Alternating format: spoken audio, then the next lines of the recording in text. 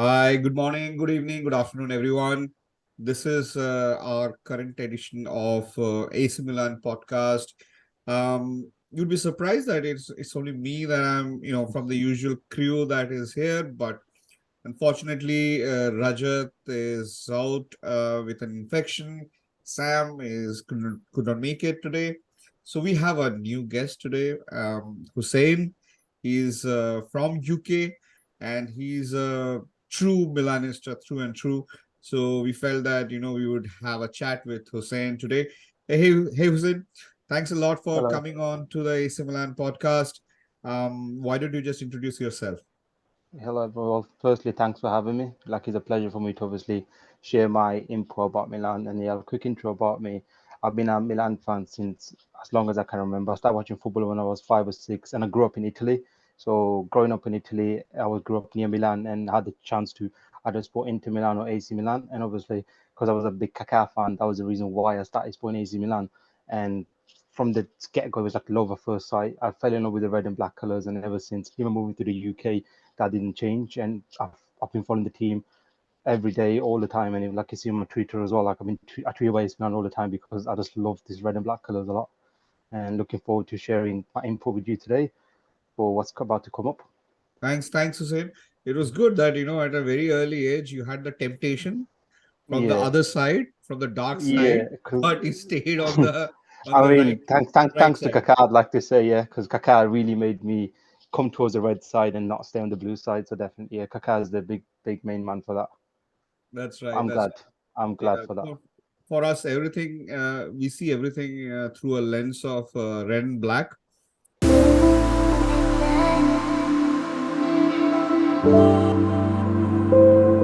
The derby is going to be really critical in terms of not only letting all Milan fans know how strong is this Milan.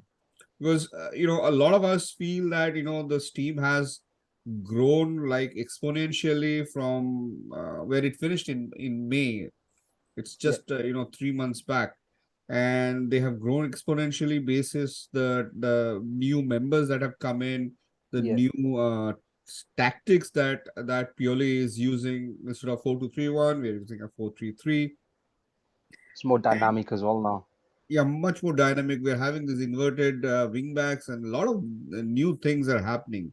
But the true test Yeah, of every team is against its nemesis, and this year Inter has been our nemesis. Like we have had four definitely. derbies, and we lost four of them. Yeah, Um, we there got is no humbled. way that we can lose another one. So Inter too has strengthened their team pretty much throughout. I mean, the people who we had targeted have gone to Inter, like They've been copying Renato. our targets. Yeah, Leave Marcus Thuram. Renato Augusto was supposed to be Theo's understudy. yeah. Now he has gone and he's become DiMarco's understudy. Demarcos. Yeah, Yeah, so that's like a Fratesi has become the understudy of Barella or Mkhitaryan. But then every cycle comes to an end. Inter has yeah, had a good time, four derby wins on the go. It may be remembered that we won the derby last year, the first derby last year. It was not even close. We won it on a yeah. canter, like 100%. Liao. It was a Liao show. Yeah, So 100. so having seen all of these troughs and highs and lows, and the transfer season that both the clubs have had, recent form, both of them coming on the back of three straight wins. However, Tomori is Is going to be absent because of the red Kalulu card. is Kalulu is 50-50 as well. Kalulu is 50-50. How do you see the derby? So like you said, the first derby that we won last season.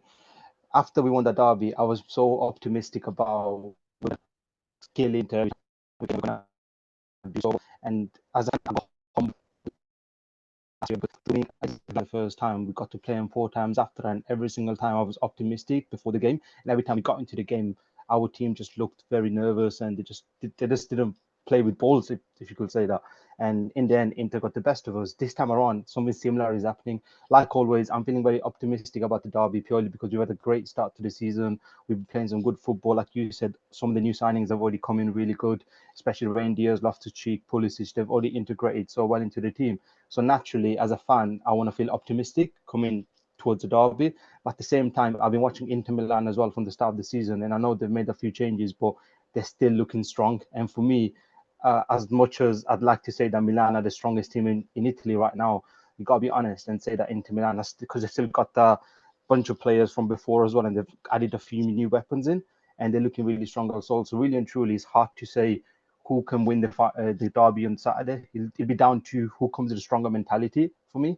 So that's one thing I think last season we lacked. Our players never had that mentality, whereas Inter players came in with the hunger, with that mentality just to win. And remember the first 10 minutes in the first semi-final where they fully destroyed us. We can't allow something like that to happen again. So I think for Pioli, it's going to be mainly to work down on the players' mentality going ahead of this game on Saturday. And if we go with the right mentality and carry on with the good form that we started up the season, 100% we can win the game. But likewise, if we go into the game on Saturday and we don't fully settle in from the get-go and Inter Milan go in with the mentality like they did in the past and they kill us straight away, that's going to be a very long game. So it could go both ways. We could even finish with a draw if both teams play really well. But like I said, it's hard to call. I'd like to say Milan going to win if we go with the right mindset. But with Inter, after what happened this year, I'm a bit more precocious about how it goes. But I'd like to say 2-1 Milan. Yeah. 2-1 is a fair prediction. Yeah. I think that's what probably I would have also gone for. But let's analyze Yeah. the Step by step. exact divisions. How each team stacks up. Um, in goal, there will be Mike Mainan, and for Inter there is Sommer. Yeah. Um, I feel Summer. Sommer sometimes pulls out those performances, which is like me against the entire world. Like Yeah. Yeah. come hit Definitely. me and I'll save you. But And like he's Handanovic used to do against us as well. Remember, Handanovic used to play like the best keeper in the world as soon as he plays against AC Milan. And then when he was other teams, he'll have howlers. So yeah, with Sommer, it could be the same thing as well. But like you said, with the two keepers, Mannion apparently is in doubt as well. I've read yesterday. I'm not sure how concrete those news are, but Mannion apparently picked up a mini injury as well for France. I don't know. Have you seen anything about that? No, I don't think Mainan has any strong injury issues. Kalulu does. Giroud has a little bit of niggle, but Giroud is coming back. Yeah, same with But Theo as well, but Mainan, I Theo should don't be think. back as well. Yeah, yeah, Yeah, Mainan, I don't. I'm just reading two things, but yeah, obviously if Mannion plays, that's a complete different story to if Mannion doesn't play. And with Sommer's had a great start for Inter Milan this season. He's kept 3 clean sheets, and they've lost a big presence with Onana going. But I don't think how strong they be defensively, they've lost much. The defense back three has been solid as well, and Sommer has just solidified what Onana left. So going ahead to the derby, just because Inter Milan have been so strong defensively as a whole, I don't think that Sommer's gonna make a much weaker compared to last season. Mm. But what do you make of the defense? Essentially, Milan will be without Tomori, but Milan has not changed the defense. Whereas Yeah, Inter will be playing, I'm supposing, Benjamin Pavard for the first time. Pavard possibly. Yeah, is a World Cup winner, definitely a world-class player, yeah. but he has not played before. I told you. I don't think Inzaghi is gonna make any change. That's my opinion, anyways. I don't think Inzaghi is gonna change the back three ahead of the derby. Uh, Darmian has been superb from the start of the season. It's gonna be hard to take him out. Bastoni obviously is Bastoni, and De Vrij has been good as well. So, in my opinion, I think he's gonna stick to the same back three. There's no way he's gonna make Pavard have his debut on the biggest game of the season so far with all the pressure on and everything. I think he's gonna integrate him slowly, especially because Darmian has been really good. So, in my opinion, I think the Inter back line is going to be the same. It wouldn't be fair on them as well to just bench Darmian for Pavard when Darmian has kept 3 clean sheets, and obviously, Mm, it's been mm, solid. And mm. from the start of the season, I've noticed Inter Milan starting 11 has been the same for the first 3 games as well. So, and Inzaghi doesn't like to change much as well. We've seen that in the past as well. So which defense will you put ahead? From just right now, I'd say Inter got the stronger defense because they started so strong. With Milan, you've noticed as well, we've had the little few defensive mistakes happening already from the start of the season. Uh, we've it's like the defense sleeps sometimes. Calabria, I'm always 50-50 about. Sometimes he has great games, some other times he's very shaky. So out of the two, Inter Milan's definitely got the stronger defense. They're always so Okay. compact and they're just very strong. Okay, let's come to the midfield then. Inter will have five in the midfield. So there will be Dumfries, there will be Barella, there will be Çalhanoğlu, there will be Mkhitaryan, and there will be And Di DiMarco. Marco, DiMarco, I feel, was one of the huge improvements such a good that start. happened Yeah, in their squad last year. yeah, From Robin Gosens or whoever was playing, DiMarco was yeah. suddenly scoring goals, creating goals for others. It was in the Um, assist as well against Fiorentina, the assist for Thuram. The ball I pegged in the area, that was such a good cross. He's a great cross off the ball. Milan midfield would be Krunic, supported by Reindeers and And love to Ruben shake. Loftus-Cheek. Yeah. How do you see these two midfields stack up? So our field is probably the thing that I question the most. In the I was seeing every day buy a DM, buy a DM, buy a DM. I think I'm being a bit unfair because Krunic has been really good since the start of the season. Krunic has made the CDM spot his. But when you come up against midfields like Inter Milan's midfield, I think we're going to get exploited. What I'm scared about the most this Saturday is Inter's midfield overplaying our midfield.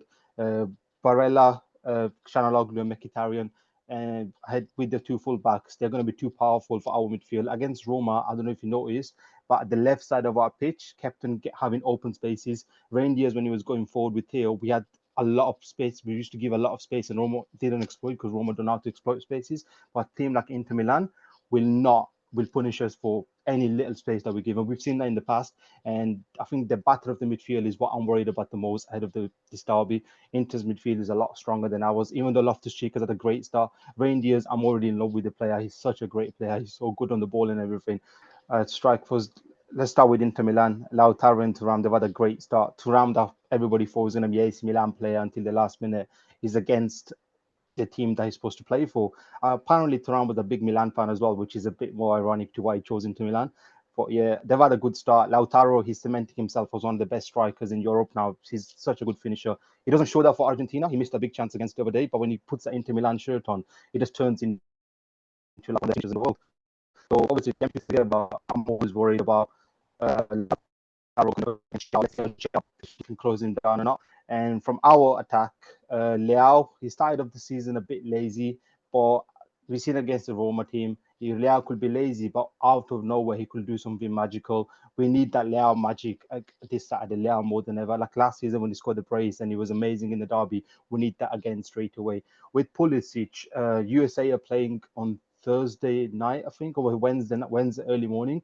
So he's going to be back in Milan on Thursday night, Thursday evening, or Friday morning. So it might be jet lagged as well. I'm not sure if Pioli's going to want to play him like 24 hours before the dot. If he comes to Milan 24 hours before the game, and if he's jet lagged, I'm not sure if he's going to play or not. If he plays, then he's been good on the right hand side for us. We've finally got a right winger that gets involved with the rest of the play. 55 to Inter, 45 to Milan, or like the other way around? It's very close. It's very close. We've got Leao, so 60 to Milan. Leao makes the difference for me. If he's on his day, if Leao is on his day, nobody on that pitch comes close to him. He's me after finishes the second best winger in the world. Leao on his day is unbelievable. So because of Leao, 60 to Milan, 40 to Inter. But if Leao doesn't come up, then it's going to be a long day for us.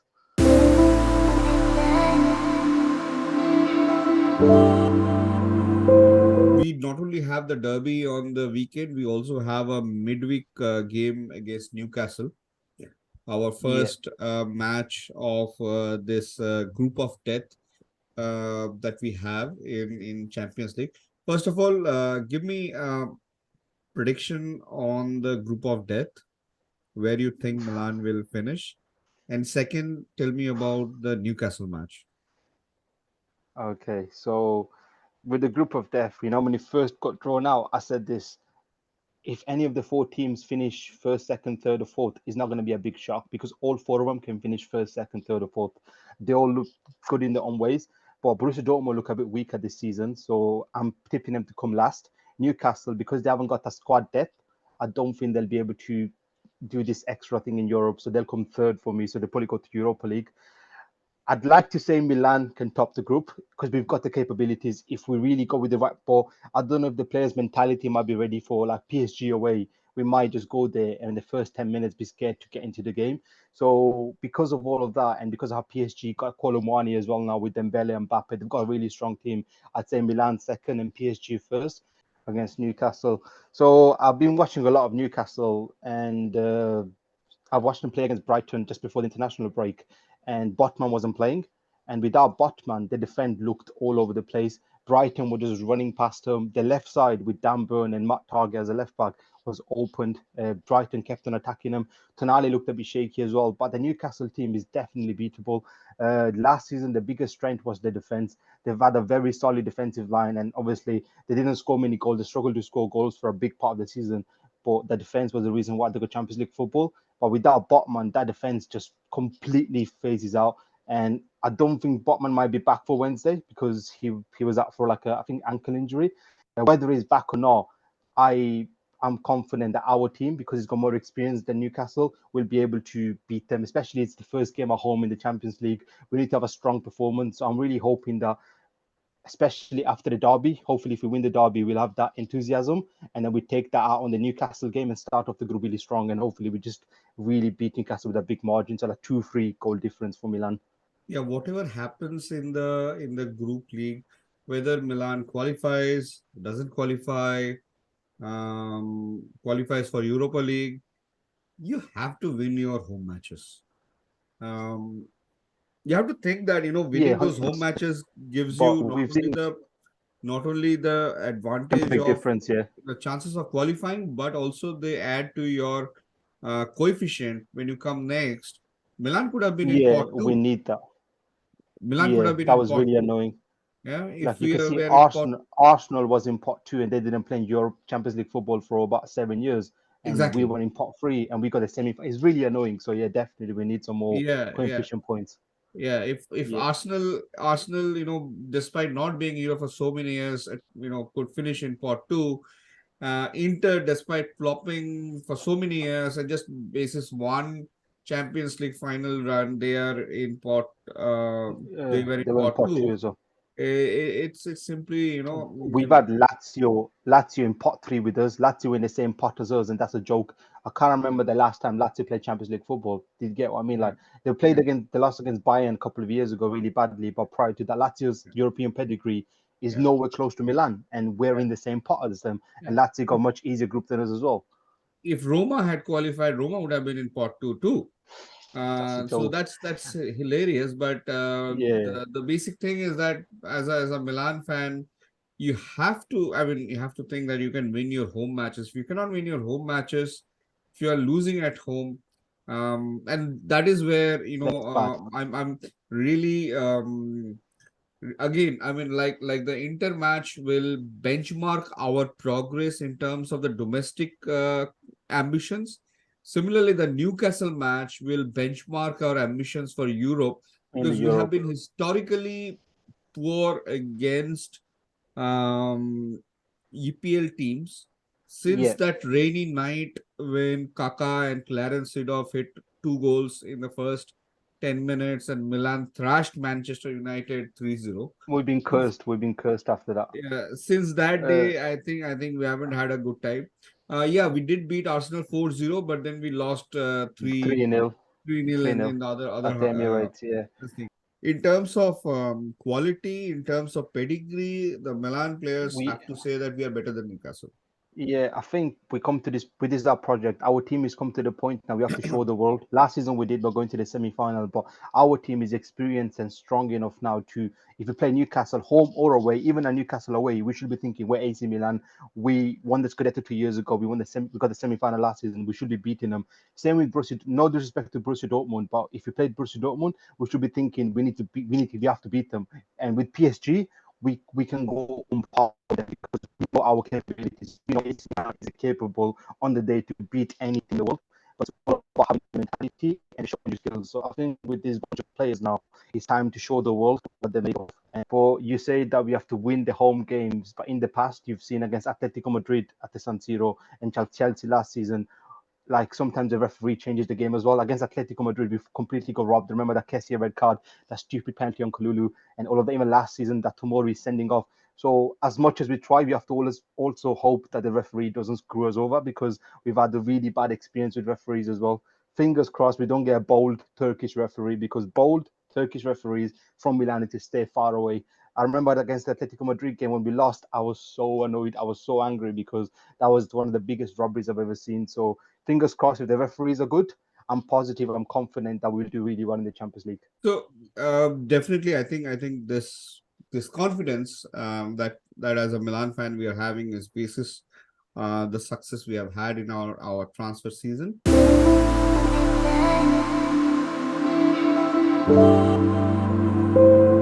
Um, so Hussein, for you, how good was the transfer season? How much would you give on a rating of 10?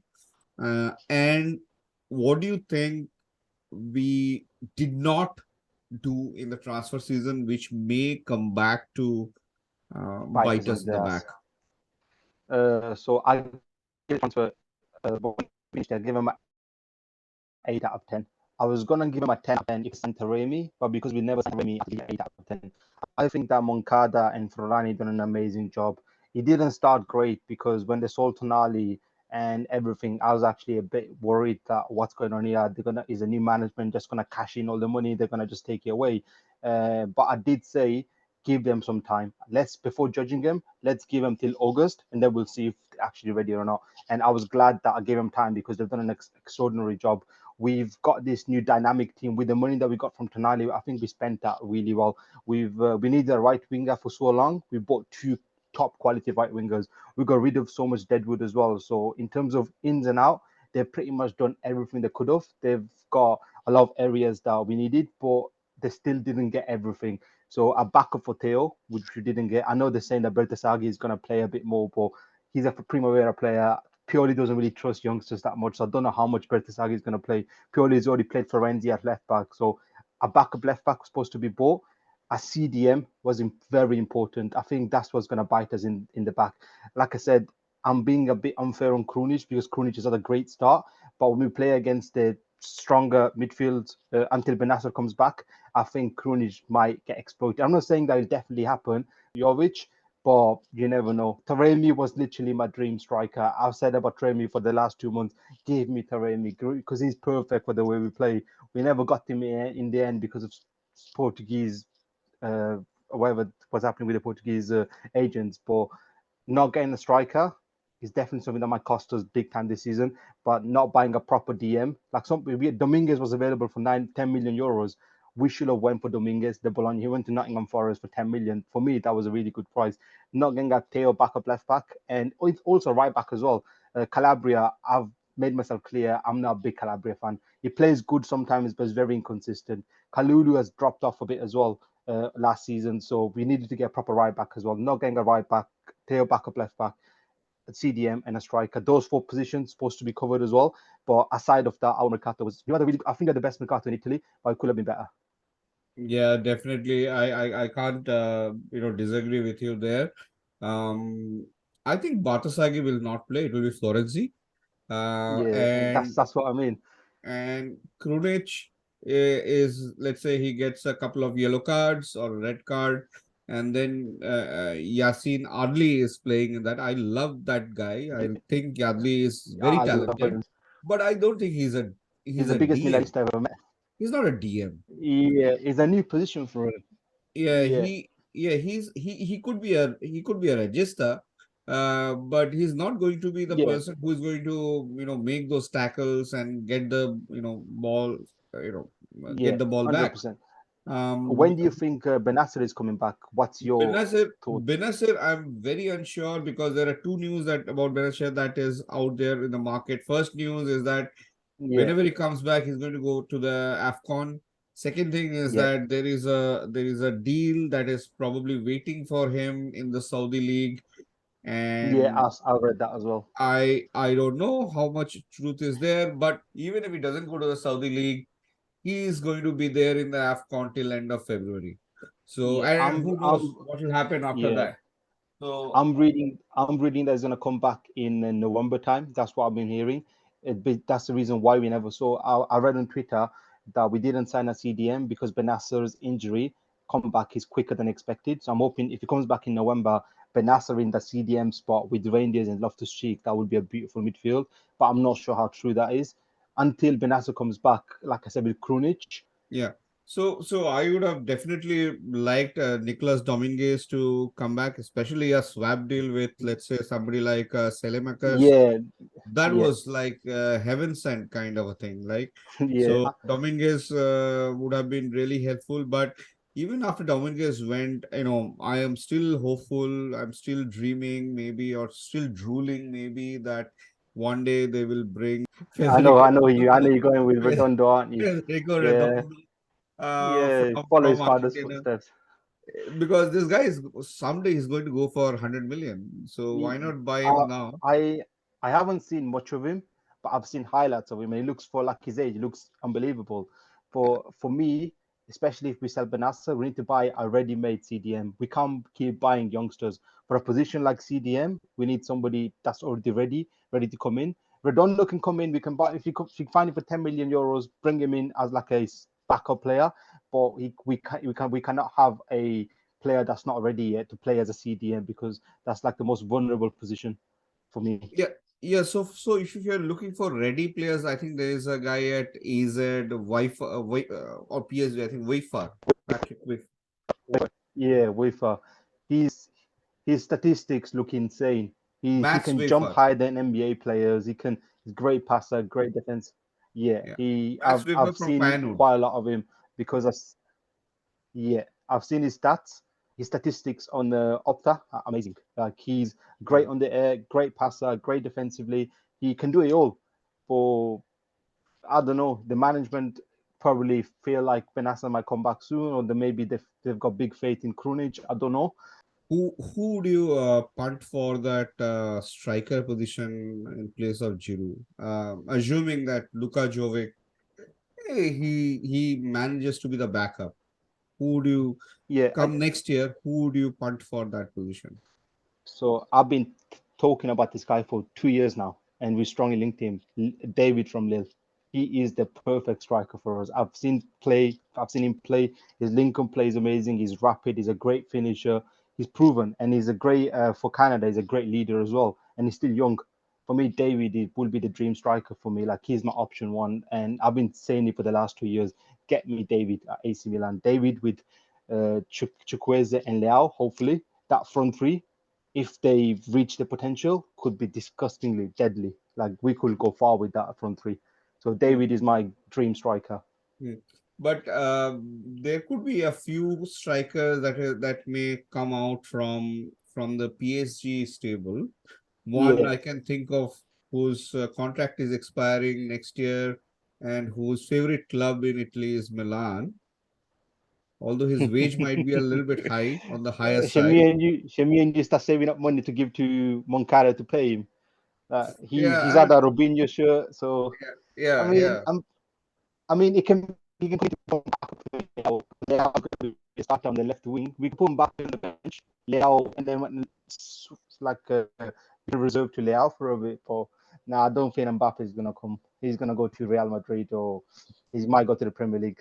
I would love to have him, but let's be realistic here. Hmm. I wouldn't mind somebody like Victor Boniface, who is currently, scoring a lot of goal He for had a I good. think Leverkusen. He's gonna cost a lot though. Yeah, he's Yeah. gonna. I reckon by next year he's gonna be like 80 million plus. The way he started off the season, he's gonna cost a lot of money. There's also one thing it's been good at doing. We're good at buying Chelsea's flops, and we make them Yes. good. So Yes. keep an eye on Jackson. If Yes. Jackson doesn't do well this season, because Jackson, uh, I've seen him play. He missed a big chance on the last weekend, but he looks really good. Link up play. He looks like a good striker. And with Chelsea, they haven't got much patience. So if a striker doesn't score goals, they drop him straight away. If Chelsea drop him, maybe a 5 million. loan with like 20 million option to buy, like we do with Chelsea, and bring him to Milan. He's young, he's strong, he's quick, he's a great finisher, he's got a lot of potential.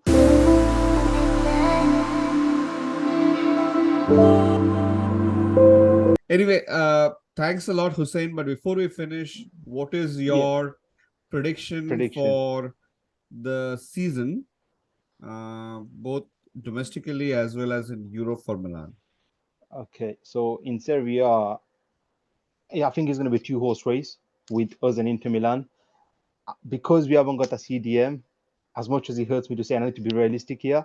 I think we're going to come second in the league with Inter Milan. No, I want to be realistic. If I was being non-realistic, I'd say we're going to smash everyone and win the league. But I'm trying to be realistic here. we must get Without the the second CDM, star before them.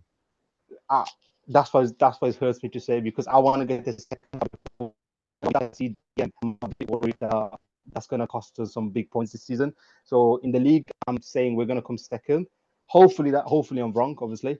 In the Champions League, depends on luck, because if we go off the group stage, we could get, I don't know who we're going to get in the next round of 16, but I'm hoping that we can get the quarterfinals minimum. But if you get somebody like, I don't know, Benfica in the quarterfinal, or even Inter, then I'd say go further, go to the semi-final, because we can beat them. But if you get like a Man City on the quarterfinal and we lose, I'm not going to be like it's the end of the world. But quarterfinal for the Champions League is the bare minimum for me.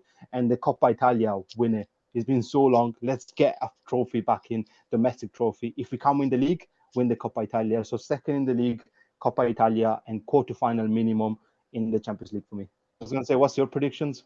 Oh, my Are you, predictions. are you I hoping for the second star? I cannot see Milan finish second to Inter. Absolutely I not. don't want to as well. I don't I want to as I well. I think that Pioli has had complete say in this Mercato. Yeah, He has planned something and he has got everything that he had planned, except for maybe Taremi. But it's not then five. that was not in our hands. I mean, Taremi not coming to Yeah, Milan is not on the Milan directors. it's not our Um, fault. No, 100%. so so I think if Pioli doesn't give us the second star this year, he has to go. There are better managers out here Much uh, better managers. who we can. I mean, if these guys could sack Maldini for one Bad transfer. 50-50, I'll not say bad, Yeah. 50-50. I mean, the guy when he came here, Dick Adler, he was supposed to be the one of the best, right? Dick Adler was Yeah. supposed to be the It best. just doesn't. It's It doesn't suit the system. That's it. We so look at Atalanta now. It looks good already. Atalanta. So yeah, so let's say we are all hyping Federico Redondo. He comes here, Redondo comes here, Redondo doesn't Yeah. succeed. That happens. Shit Yeah. happens. 100%. Pulisic, 100%. Loftus Cheek, they did not succeed in Chelsea. They're But they're doing well now. Yeah. I think now it's just successful the here. So management. I'm Yeah. saying if they could humiliate and take out a Milan icon for one 50-50 And window, one I don't save. think there is a safety net for Yeah. Pioli. He has to deliver. If he Yeah. delivers, That's. he I goes I into our hope record so. books. Yeah. Yeah. And how about in the Champions League? What do you reckon we're gonna do in the Champions League? Again, this Champions League group is such that Milan can finish top also. Or Yeah. like look at 100%. Benfica. Benfica last time they also had PSG, they also had Juventus, Juventus. and they had Juventus Maccabi are shit. Haifa. Juventus are shit in Europe. The Juventus are crap in Europe. You can't really. Yeah, The but European pedigree is awful. when has Newcastle even played Europe, right? Yeah, that's Where- exact. That, So that's like what I'm trying to say. Borussia Dortmund, when have they been a force in Europe? They last, I think, yeah, and they look won they look something. really weak this season. Borussia Dortmund So, look really weak this season. I'm just saying that Milan, if they actually play to the potential, I agree with can you. qualify for the group stages. But if Milan doesn't qualify, I would like to finish fourth and then Yeah, duplicate no the Europa script League, of no Europa League. 21-22 rather Yeah, than finish third I and completely agree with you there. finish third Play and more then be stupid, stuck. useless games in the Europa League. Yeah. Yeah, and how about so if we qualify in the group stage, how far do you think we can go in the knockout stage? It depends on the clearly on the luck of the draw. On the Last draw, year the yeah, draw favored us humongously. really, Who knows? We have got that luck balanced out by getting, three of the toughest teams. Yeah, Let's definitely. see. I would still say, whatever comes, Milan will need those reinforcements in the month of January. We haven't Yeah. had a January signing in last was, I think, Ibrahimovic and Simon. Lazetic was the last one. Lazetic for 5 million. Lazic never played. I'm just saying that Yeah. a Oh, somebody that played. decent Yeah. January's signing last that we had was Was Ibra Kier and and Simon Ibrahimovic. Kjaer. Yeah. So since then, we haven't had anybody who has come in who has been decent. I So think I we would need to say that buy a we would need 2, 3 January incomings also. Hopefully, with all of that, we will manage. I just want the team to manage the second star. After the second Yeah, star is same. managed, even if we crash out of the European group, doesn't matter. Yeah. But the So second yeah. star needs to be there. So you would, if you had to pick a semi-final of the Champions League, or even get to the final, but not win the Champions League or win the Scudetto in second start, you choose second start. Always, always I'm with you. Yeah, win I'm the with you. Scudetto, go into the pot one, then you can advance better. That's it. Thanks a lot, Hussein, So yeah, for joining us on this no worries podcast. at all. Okay. And Thanks for hopefully having me. It we was lovely chat. It was lovely speaking to you. hopefully we will catch up Yeah, again sometime in one of these podcasts. Thank definitely. you. Yeah, I love to as well. Yeah, but have a good rest of the day, and hopefully Milan win for some Milan. And speak soon. Take care. Bye bye. Thank you.